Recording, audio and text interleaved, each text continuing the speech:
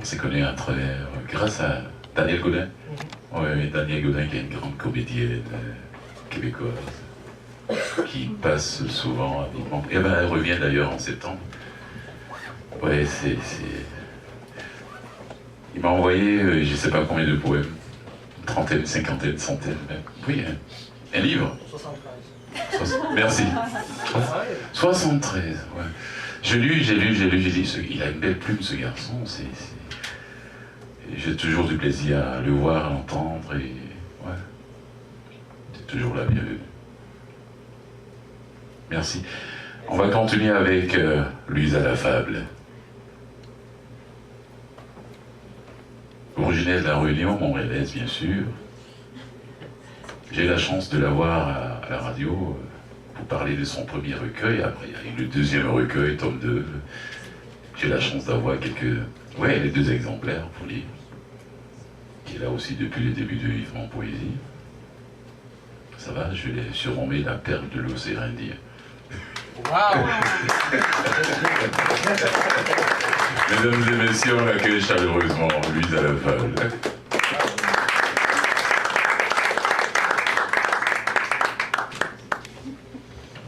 En tout cas, si je suis une perle, je parle.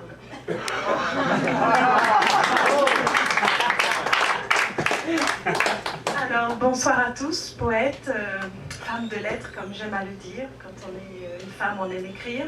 Et moi-même, en tant qu'auteur, j'ai découvert aussi qu'à côté des hommes qui écrivent, il y a beaucoup de femmes qui les lisent. Beaucoup de femmes qui les écoutent, qui les relisent, et les enfants aussi. Donc, j'ai pris en prenant conscience de ça et les grandes plumes. Donc, je remercie Cécile d'avoir osé venir ici, parce que ça prend aussi du courage de déclamer ces textes qu'on n'a pas dit à beaucoup de personnes, mais qu'on veut faire partager. Donc, j'espère qu'on en aura d'autres de la relève aussi, et de beaucoup de pays, en tout cas. Donc, je voulais juste faire un petit hommage à une dame qui s'appelle Sidonie Gabriel. Son nom s'appelle en tout cas Colette, pour ceux qui la connaissent, qui est décédée. Elle est décédée un 3 août. Et 1954, donc je voulais juste dire quelques petites phrases de ce qu'elle a dit. Oui, la Colette qu'on connaît, la Colette. Oui. Donc son prénom c'est Sidonie Gabrielle Colette, née d'une maman martiniquaise, ce que peu de personnes connaissent. En tout cas, elle avait 81 ans quand elle est décédée. Alors j'ai retenu entre autres, là j'ai fait une petite recherche, elle avait dit ceci: une femme se réclame d'autant de pays natal qu'elle a eu d'amour heureux. On ne fait bien que ce qu'on aime. Sois fidèle à ton impression première. Une femme qui reste une femme, c'est un être complet. Donc, quelques mots que j'ai retenus. Un petit hommage, Festival autochtone oblige. J'avais écouté Samian, notamment son dernier album, Enfant de la Terre, qui m'a beaucoup bouleversée. Je l'ai écouté en boucle et je vous invite à réécouter toutes les paroles. Et c'est aussi une façon de dire aussi que nous, les poètes, les larmes qu'on sort de nous après avoir perdu père ou des gens dans la famille, de maladies et autres, c'est un formidable outil aussi pour écrire.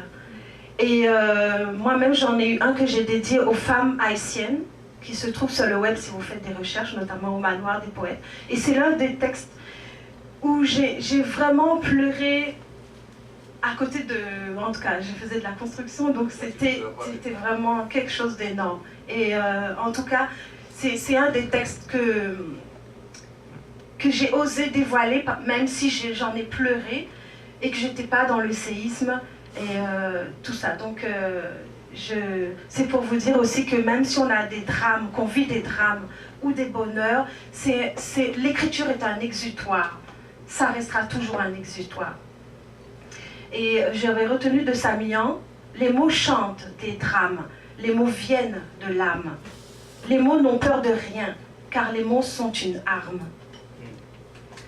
Et pour en revenir à ce que je disais aussi à Cécile, que nous, poètes, avons aussi un cœur, il avait dit, le cœur d'un poète, j'ai besoin de m'exprimer comme tu as besoin de respirer.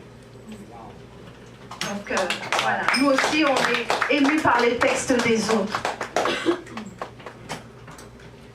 Avec la guerre en Gaza, j'avais écrit un texte qui n'est pas pour ça, mais que j'estime qu'on se doit de ne pas oublier qu'est-ce qui se passe là-bas. Je prône la paix, je prône la tolérance, mais je me dis, quel serait le monde si tous ont donné le meilleur de nous et non le pire, le meilleur de nous. C'est-à-dire donner l'amour que donnent souvent les mamans en donnant de façon éternelle quasiment l'amour qu'elles ont. Mais qu'est-ce que serait l'humanité si tous, chacun d'entre nous, donnait le meilleur, comme j'ai entendu les rires, tout ça, les gens ont besoin de ça. Et on sent ça quand les gens sont sur le point de partir, qu'on a besoin des gens qui nous raccrochent un peu pour dire oui, c'est un bonheur de te savoir que tu existais dans notre vie. Donc, je pense notamment à Gaza, qui, eux, ne peuvent pas se permettre peut-être d'avoir des moments de poésie, de calme, et aux enfants.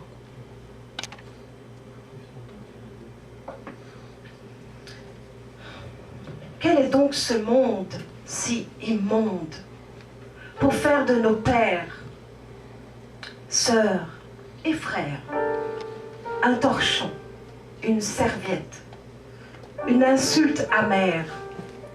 Quel est donc ce monde? Féconde, aveugle au peuple prêt à porter des rêves libres. Faut-il porter des loupes pour y croire? Sont-ils si minuscules que même l'œil nu ne peut s'y risquer? Histoire, quel est donc ce monde hypocritique à développer ces toques et ces tics et ces kyrielles de tactiques acrobatiques? Bâtir un environnement de recyclage sans porter à ébullition son authentique définition. Peu enclin à la poétique, 4e dimension, mais imperturbable dans sa politique des résolutions. Quel est donc ce monde si chimérique qui ne sait plus ce que rêver veut dire, si ce n'est dans l'allégorie d'une drôle d'éthique?